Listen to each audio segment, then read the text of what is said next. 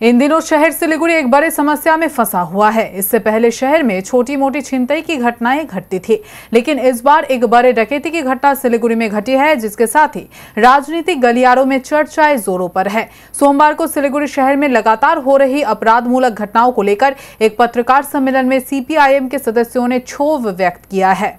इस पत्रकार सम्मेलन में पार्टी की ओर से पुलिस की भूमिका पर तीव्र आलोचना करते हुए Siliguri police commissioner C Sudhakar के इस्तीफे की मांग की गई। सीपीआईएम नेता मुंशी नूरुल इस्लाम ने कहा कि शहर सिलीगुड़ी में दिन प्रतिदिन एक के बाद एक डकैती, एटीएम लूट, छिनतई जैसी घटनाएं घट रही है। इसके बाद भी पुलिस मूक दर्शक बनी हुई है। नए पुलिस कमिश्नर के आने के बाद से ही आपराधिक घटनाएं बढ़ रही है, जिसके कारण आम जनता अपने आप को असुरक्षित महसूस कर रहे हैं। उन्होंने आरोप लगाते हुए कहा कि शहर की परिस्थिति को लेकर पुलिस कमिश्नर के साथ बातचीत करने जाने पर उन्होंने समय देने से इनकार कर दिया। उन लोगों ने अविलंब पुलिस कमिश्नर सी सुधाकर के इस्तीफे की मांग की है। শিলিগুড়ি শহরটা এখন আতঙ্কের শহরে পরিণত হয়েছে। বিশেষ করে তৃণমূল সরকার ক্ষমতায় আসার পরে একের পর এক ঘটনা প্রতিদিন শহরে ঘটে যাচ্ছে এবং পুলিশ প্রশাসন নির্বিকার। মেয়রের একটাই কথা, কমিশনারকে আমি বলেছি, দেন কি হবে কেউ জানে না। আপনি দেখুন, শুধু জুন মাসে 8ই জুন দেবীডাঙ্গাতে প্রকাশ্যে গুলিগালা চলল। এই জুন মাসের কথা বলছি। 17ই জুন ঠাকুরনগরে সব গ্যাংদের মানে মারামারি, মুখিয়া গ্যাং, তারপর এটা কি জানেন, জেকে নাকি কেজিএফ গ্যাং, এইসব গ্যাংয়ের এইসব চলছে। 18ই জুন চম্পাশাড়িতে একটা এটিএম লুট হয়ে গেল। এখন কিভাবে হলো, কারা করলো কেউ জানে না।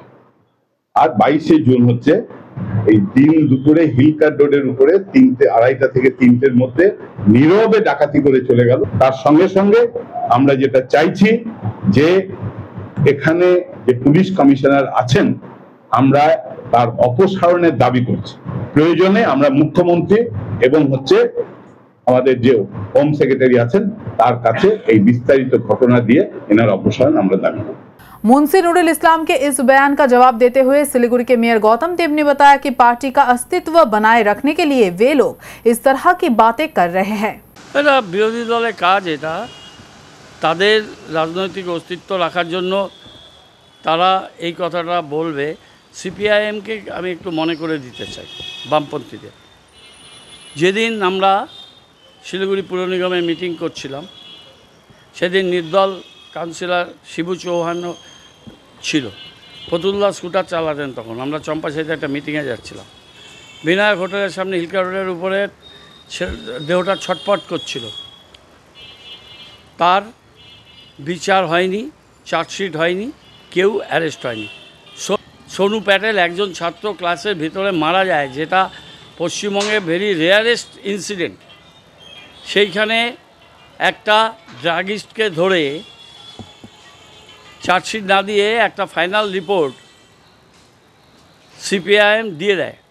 14ই মে 1994 সাল, ভোটের আগের দিন, পুরসভা কর্পোরেশনে পরিণত হয়েছে। উদয় চক্রবর্তীকে পায়ের রক কেটে উদয় চক্রবর্তীকে খুন করে দিল। তার একজনও শাস্তি হয়নি, একজনও বিচার হয়নি। এই ঘাতক বাহিনী সিপিআইএম। তো এই সিপিআইএমের কথা খুব কম বলা ভালো। এত বড় একটা শহর, এতগুলো বর্ডার, এতগুলো আন্তঃরাজ্য এবং বিভিন্ন কান্ট্রির বর্ডার, এখানে একটা কিছু ঘটনা করে তার বাইরে চলে যাবার অনেক বেশি স্কোপ চেষ্টা করা হচ্ছে আপ্রাণ।